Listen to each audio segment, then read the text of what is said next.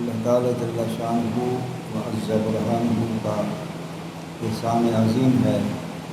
اللہ تعالیٰ نے ہمیں ذی روح بنایا ہے۔ اللہ کی تخلیق میں ذرات، قطرات اور چھوٹے چھوٹے تنکوں تک لے کر عرش عظیم تک یہ اللہ تعالیٰ کی تخلیق جو ہے، اس میں وہ بھی ہیں جو بے جان ہیں۔ اور اللہ کا شکر ہے کہ اللہ تعالیٰ نے ہمیں جان والا بنایا، روح والا بنایا۔ اگر اللہ تعالیٰ چاہتے ہمیں ایک ذرہ بنا دیتے، پانی کا قطرہ بنا دیتے، اسی طرح ایک پتوں میں سے کسی پتے کا ایک چھوٹا سا تنکا بنا دیتے۔ یہ سب اللہ کا احسان ہے کہ اللہ تعالیٰ نے ہمیں ذی روح بنایا۔ اب ذی روح میں پھر اللہ تعالیٰ نے ہم پر احسان فرمایا کہ ذی روح تو 18,000 قسم کی مخلوق ہے جو ذی روح ہے، جس میں 12,000 قسم کی مخلوق جو ہے وہ پانی کے اندر ہے، اور خشکی پر جو ہے 6,000 ہے۔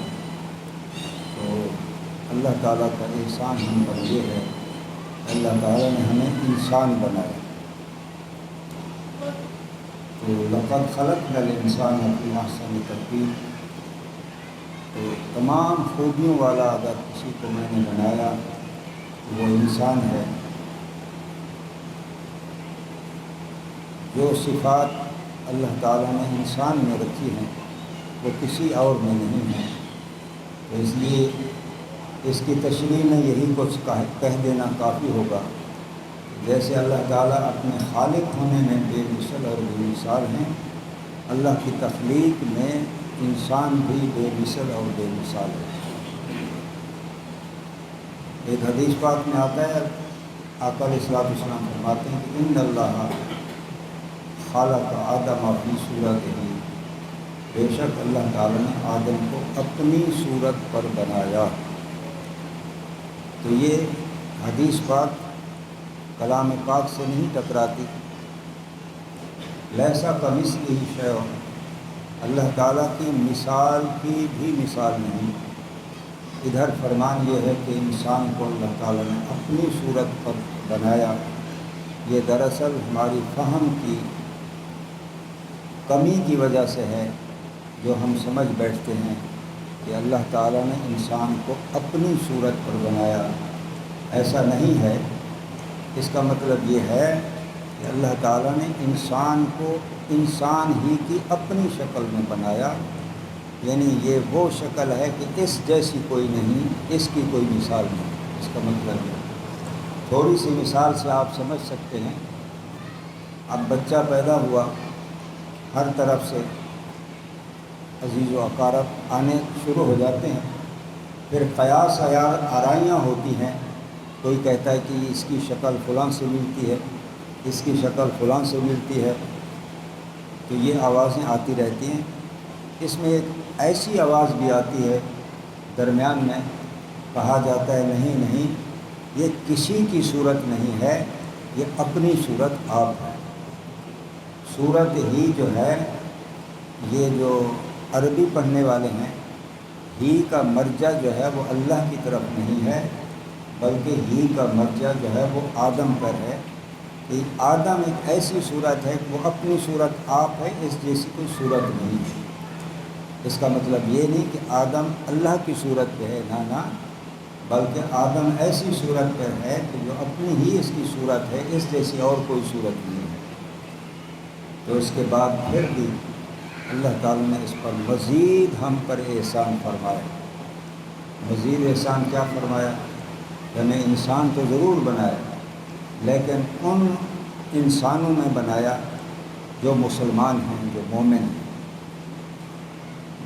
ہم ساری زندگی سربسجود ہو جائیں اسی شکر میں، اللہ تعالیٰ نے ہمیں ایمان کی دولت عطا کی، تو جب بھی کم ہے، اس پر مزید اللہ کا شکر ہم پر یہ ہے اللہ کا شکر ادا کرنے کے لیے ہمیں یہ ہے۔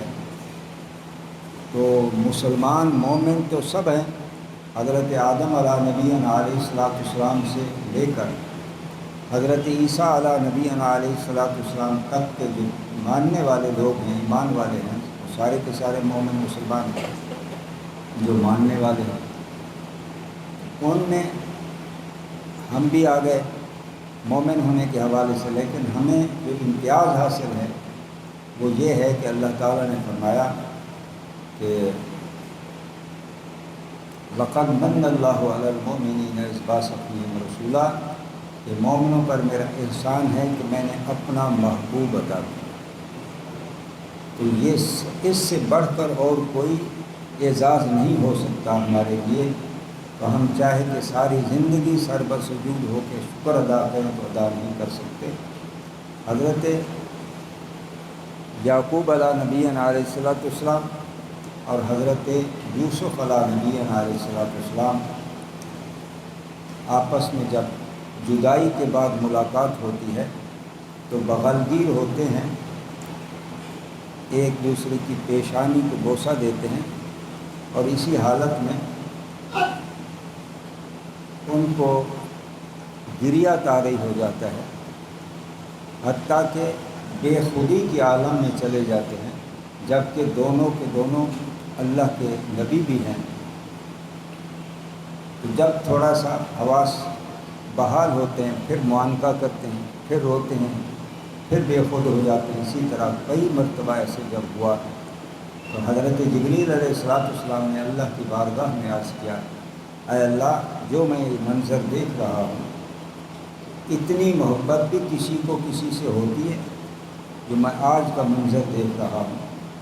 اللہ تعالیٰ جل شانہ برحمہ نے فرمایا، اے جبریل، آپ سنو کہ میرا ایک محبوب ہے جو اس کی امت ہے، وہ مجھے ان کے پیار کو جو آپ دیکھ رہے ہو اس سے کئی گنا بڑھ کر وہ امت مجھے پیاری ہے۔ یہ کتنی بڑی بات ہے، اللہ تعالیٰ کے نزدیک ہمارا کیا مقام ہے۔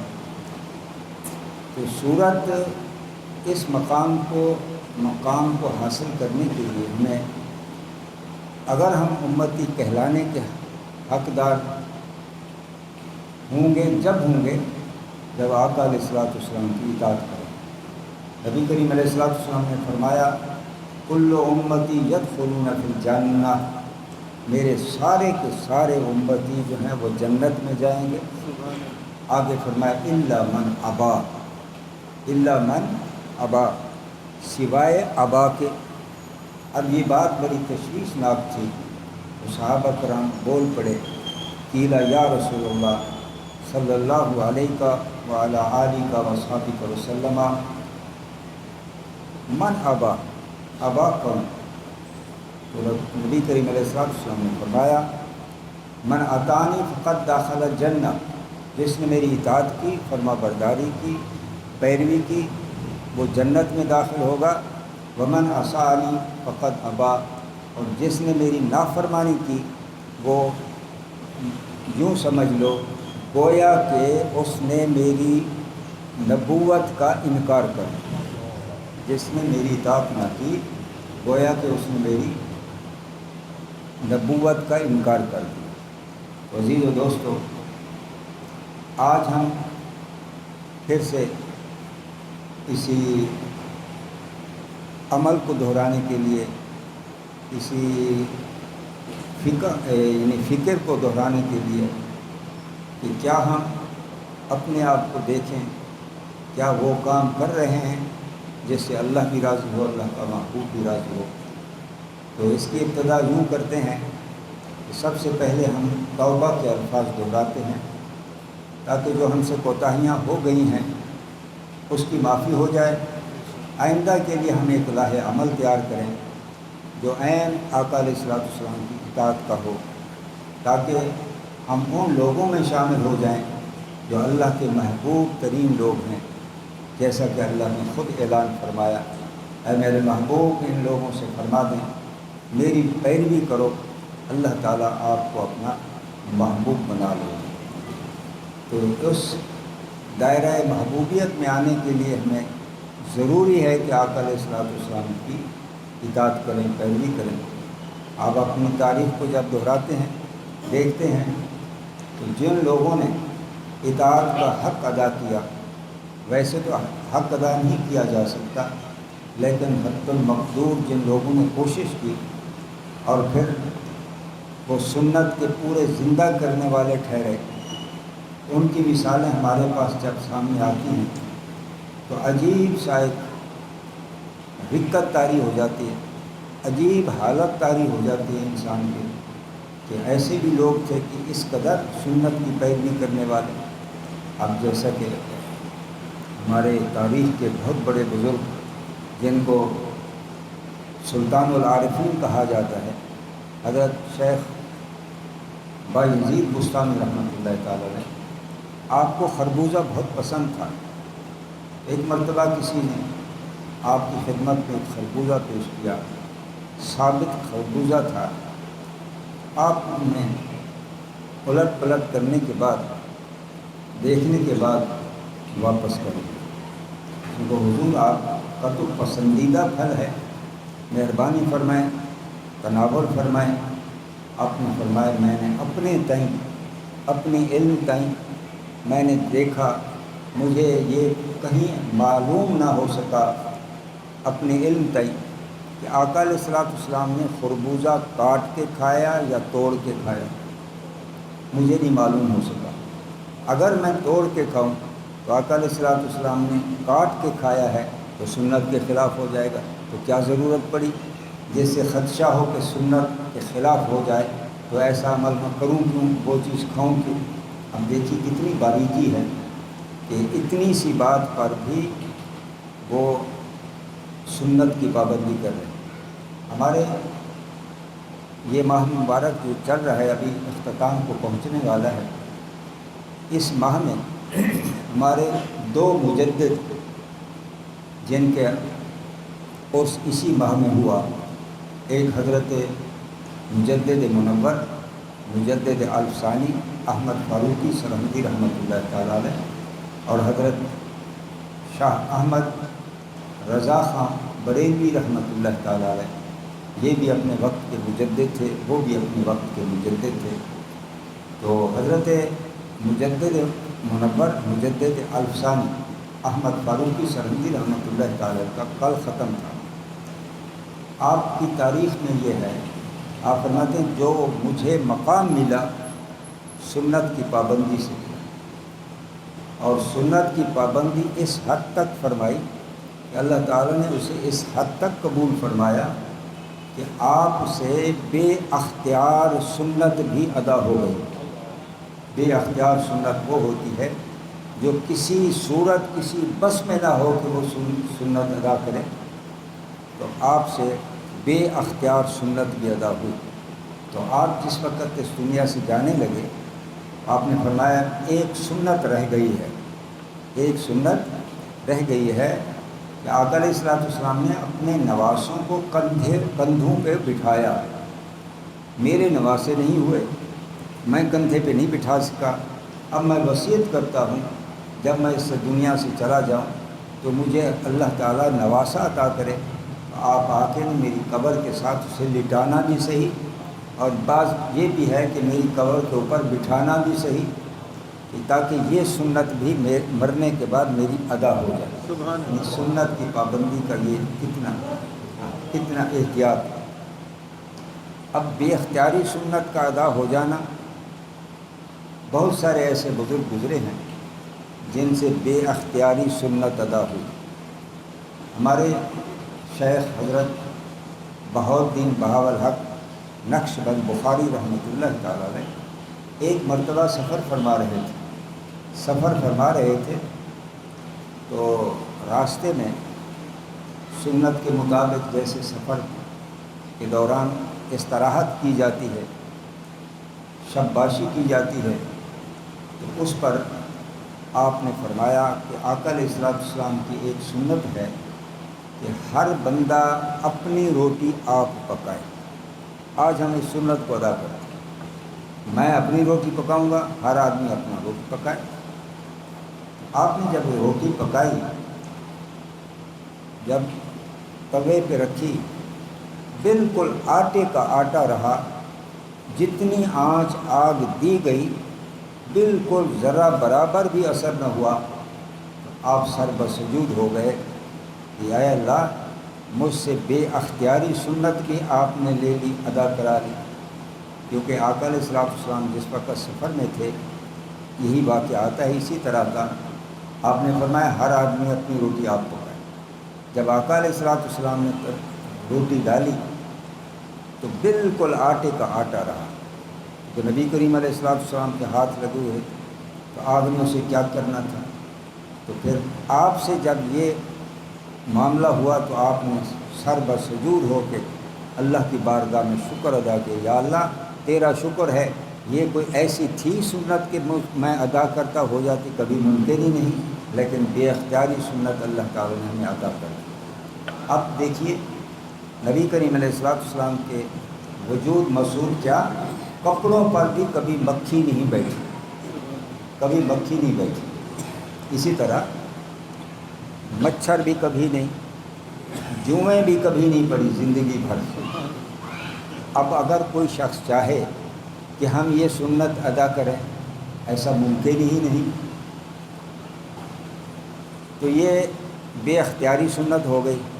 حضرت مجدد منور مجدد الثانی احمد فاروقی سرہندی رضی اللہ تعالیٰ عنہ اور دوسرے حضرت شیخ عبد القادر جیلانی محبوب سبحانی قطب ربانی رضی اللہ تعالیٰ عنہ، یہ دو وہ شخصیات ہیں کہ سنت کی پابندی پر ان کو بے اختیاری سنتیں یہ بھی اللہ نے عطا کی کہ ان کے جسم پر بھی کبھی مکھی نہیں بیٹھی، جسم پر مچھر نہیں بیٹھا اور نہ کبھی جوئیں پڑی۔ یہ دونوں بزرگ وہ ہیں، ان سے یہ بھی بے اختیاری سنت ادا ہو۔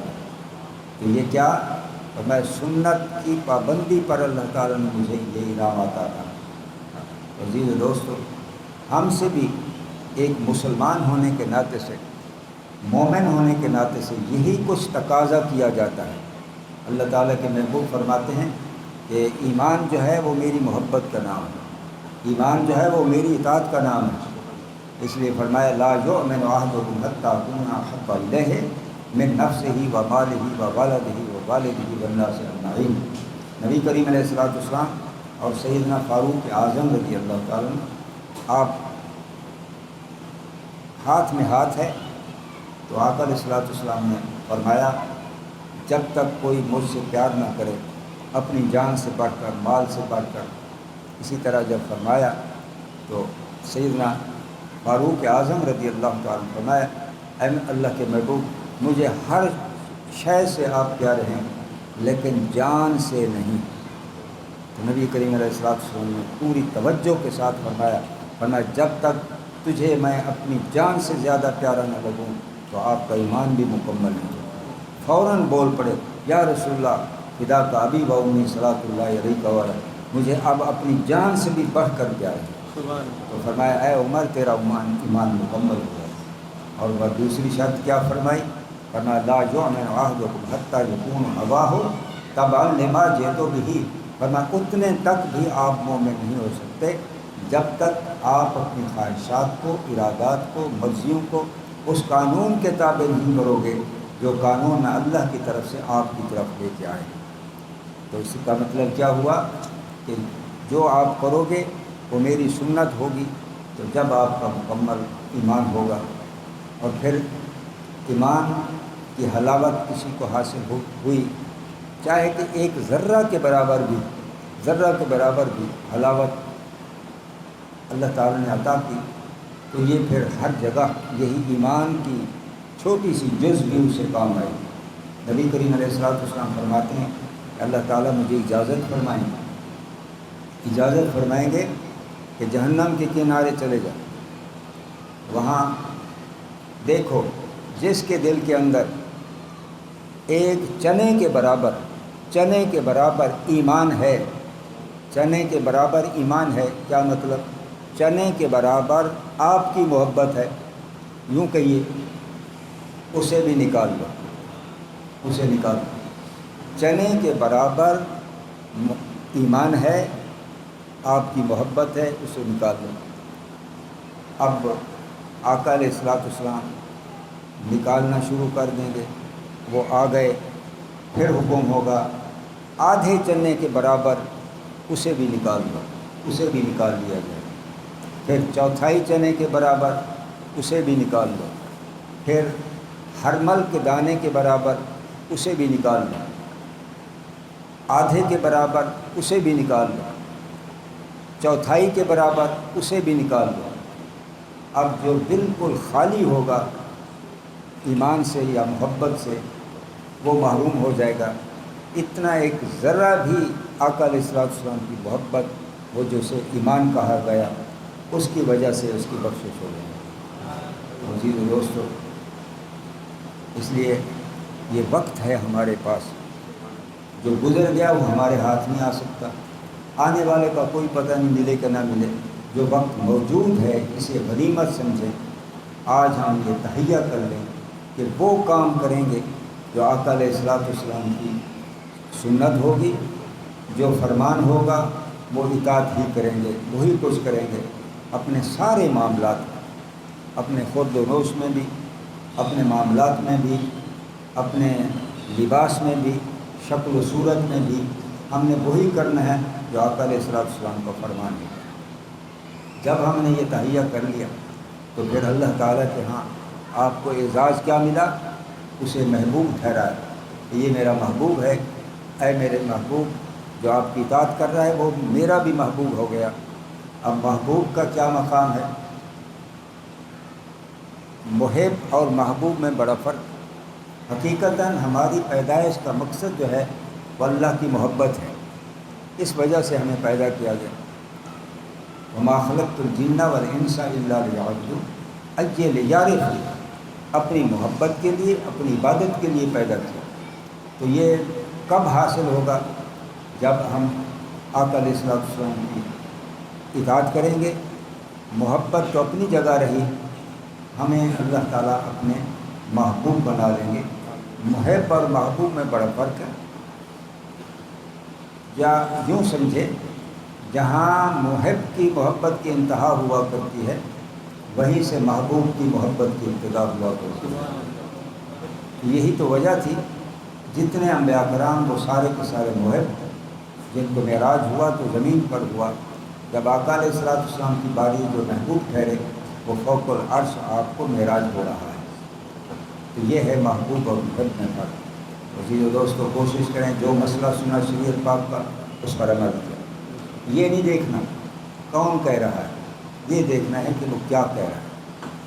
سیدنا علی المرتضیٰ رضی اللہ عنہ فرماتے ہیں یہ نہ دیکھو کون کہہ رہا ہے، یہ دیکھو کیا کہہ رہا ہے۔ نبی کریم علیہ الصلوۃ والسلام فرماتے ہیں خذ باصفا دامک، اگر جو چیز آپ کو اچھی لگے اسے لے لو، جو اچھی نہیں اسے چھوڑ دو۔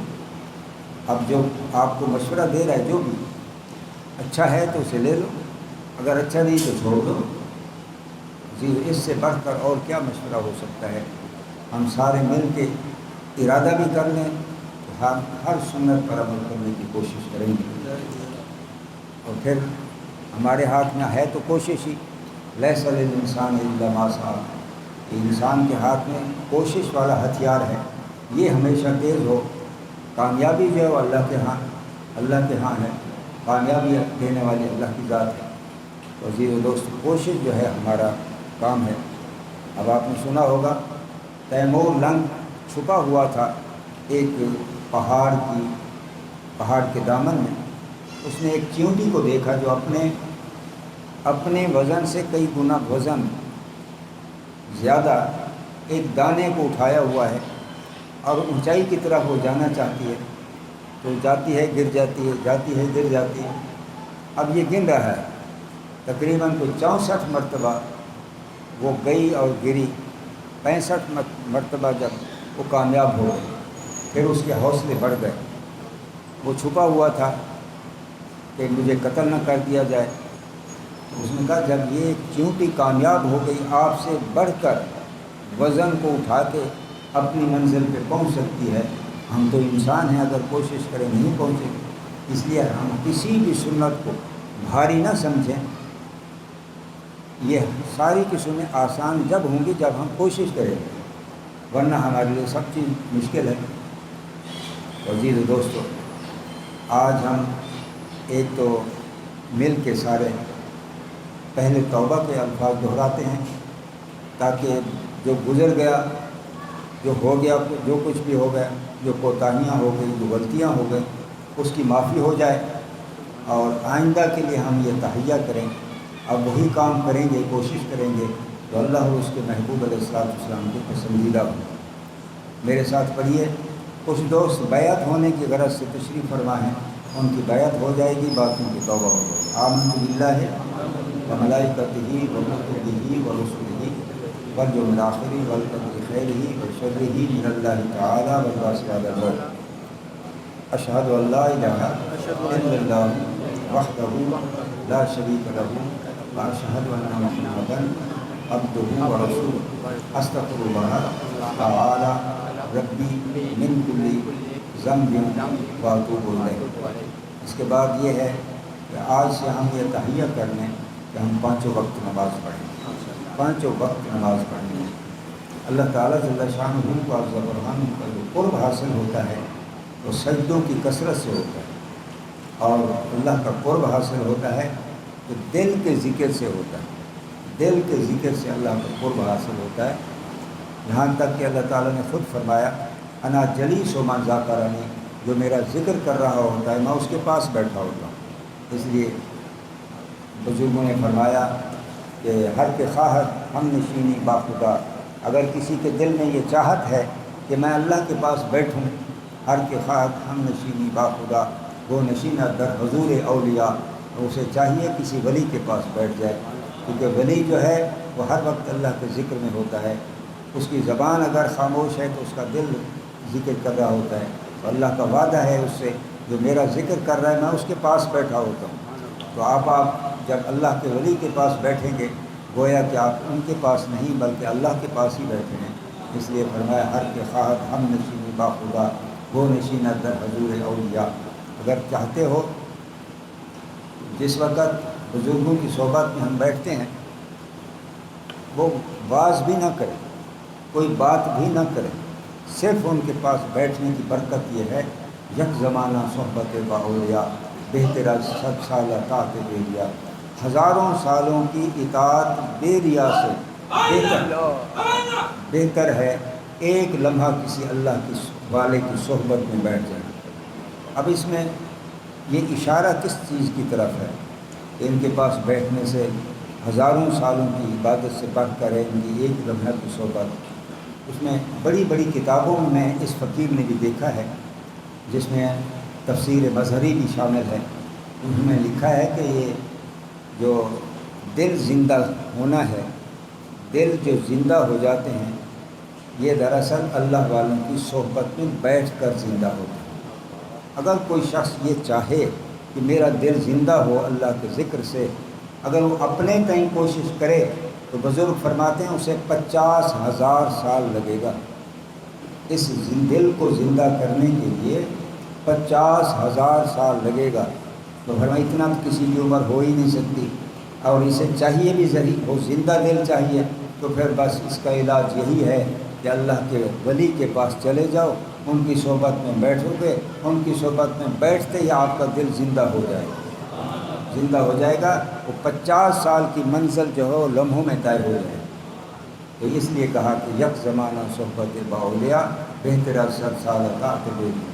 تو عزیز دوستو، تو دل زندہ کے لیے اولیاء کرام کی ہی ضرورت۔ اب دیکھیے ہماری تاریخ کے اندر جنہیں پیران پیر بھی کہا جاتا ہے، بڑے پیر بھی کہا جاتا ہے، گیاری والے پیر بھی کہا جاتا ہے، پیران پیر بھی کہا جاتا ہے، جن کا نام ہے حضرت شیخ عبد القادر جیلانی محبوب سبحانی قطب ربانی رضی اللہ تعالیٰ۔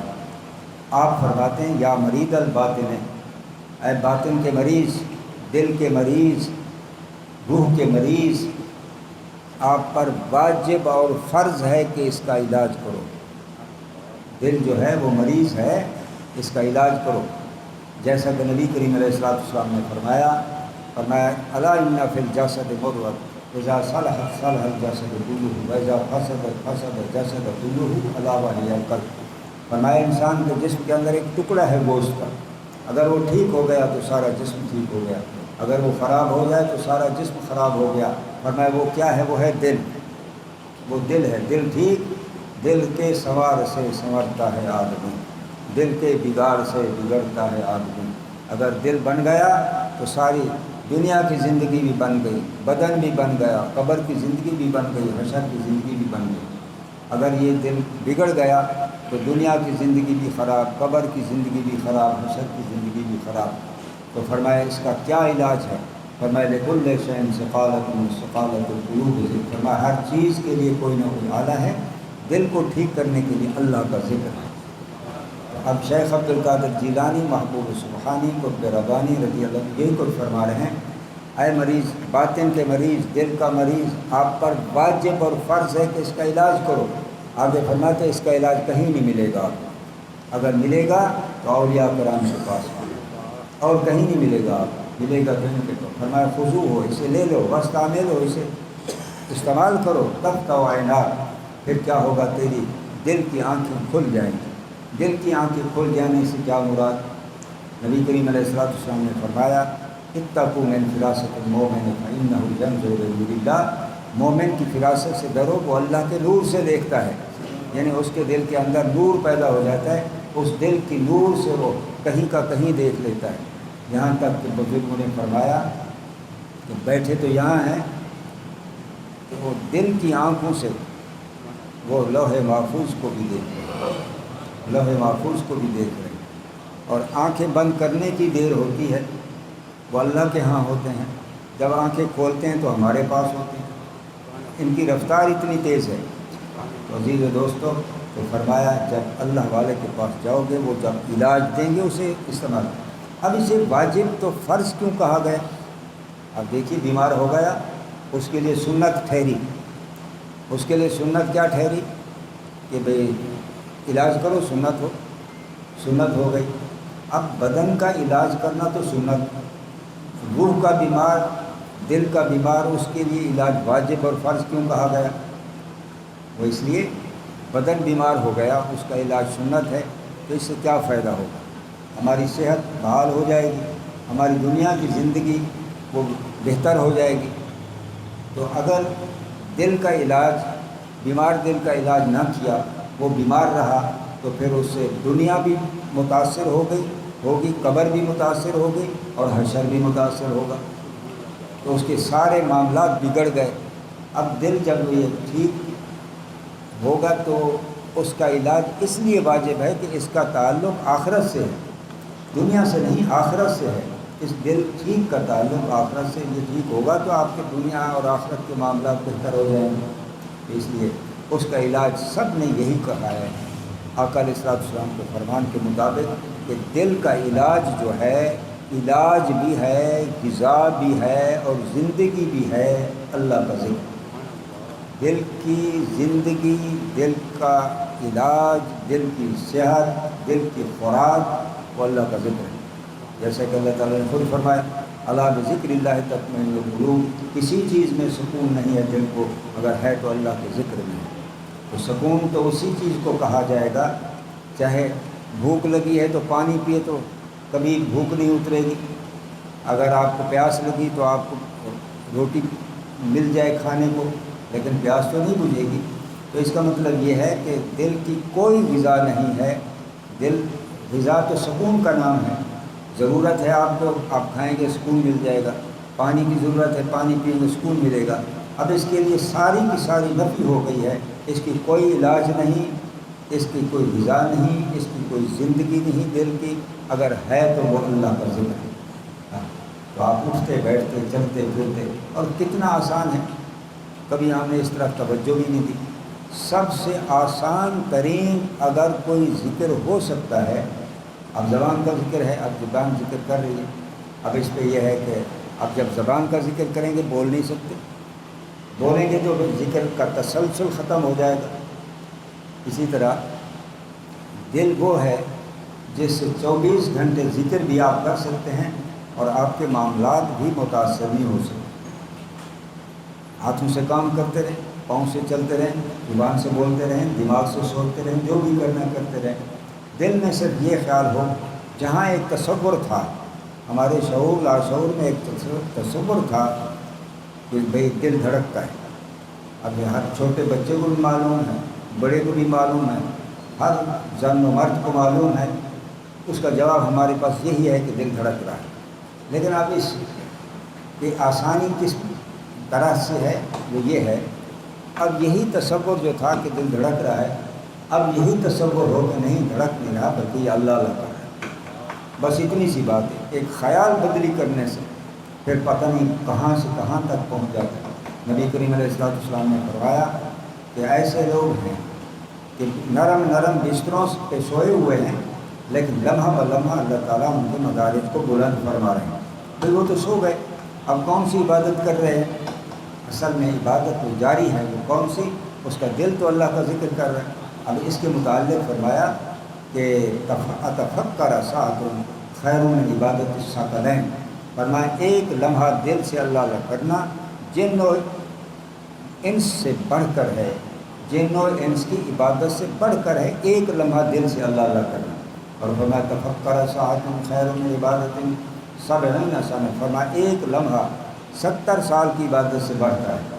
اب تو کیوں نہ آقا علیہ السلام کا فرمان سچا ہوا کہ ایک سویا ہوا ہے، وہ نیند میں ہے، وہ تو نیند میں ہے، لیکن لمحہ بہ لمحہ اس کے مدارج کو اللہ تعالیٰ بلند فرما رہے ہیں. تو وہ کیوں؟ اس لیے کہ دل اس کا اللہ کا ذکر کرے. اب اس پر یہ ضرور کہا جائے گا کہ دل کا ذکر جو ہے وہ سوتے میں بھی ہوتا ہے، اور اللہ تعالیٰ نے خود فرمایا بھی ہے الذین یذکرون اللہ قیاما وقعودا وعلی جنوبہم. ایسے لوگ ہیں جو کھڑے ہیں میرا ذکر کر رہے ہیں، بیٹھے ہیں میرا ذکر کر رہے ہیں، سوئے ہوئے میرا ذکر کر رہے ہیں. اور کوئی ذکر ہو ہی نہیں سکتا جو ہر حال میں 24 گھنٹے جو ذکر ہو، وہ صرف ہے تو دل کا ذکر ہے. اور پھر جسے ہم ذاکر کہیں، اب بڑی بڑی جگہوں پہ آپ جاتے ہوں گے، محفل ذکر ہے جی، آپ وہاں پہنچ گئے تو ذکر ہو رہا ہے، کلمے کا ذکر ہو رہا ہے، اور بھی ذکر اذکار ہو رہے ہیں، تو اسے کہتے ہیں کہ یہ ذاکرین ہیں، ذکر کر رہے ہیں.